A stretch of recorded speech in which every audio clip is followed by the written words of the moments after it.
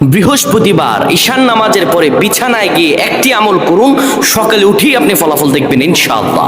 বৃহস্পতিবার একটি পবিত্র দিন, এই দিনে যদি কোনো বান্দা ইবাদত করে এই দিনের রাতে আল্লাহ রাব্বুল আলামিন কবুল করে নেন। প্রিয় ভাইরা আমার, এই কথাগুলো আপনারা শেয়ার করে দিবেন। শোনার মাত্রই আপনি আমল না করে সওয়াব পেতে পারেন। কিভাবে জানেন?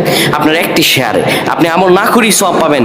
আপনার একটি শেয়ারে যদি অন্য ভাই আমল করে তার সমপরিমাণ সওয়াব আপনি পেয়ে যাবেন। রাসূল সাল্লাল্লাহু আলাইহি সাল্লাম বলেন, বাল্লিগু আন্নি ওয়ালাউ আয়া, আমার পক্ষ থেকে একটি আয়াত, একটি হাদিস যদি তোমার কাছে পৌঁছে, তুমি এটি অন্যের কাছে পৌঁছে দাও। সুবহানাল্লাহ।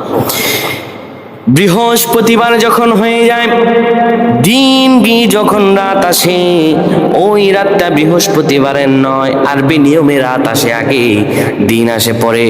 রাত গভীর হয়ে যাওয়ার পরে কোনো বান্দা যদি ঈশানের সালাত আদায় করে একটা পবিত্র বিছানায় যখন যাবেন আপনি, ওই বিছানাটা যেন পাক ও পবিত্র হয়।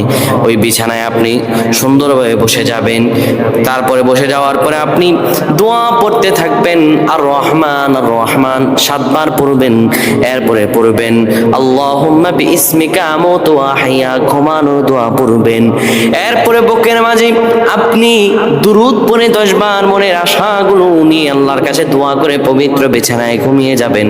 আমার আল্লাহ মুহূর্তের মাঝে আপনার দোয়াগুলো কবুল করে নেবেন। আল্লাহুম্মা আমিন বলেন।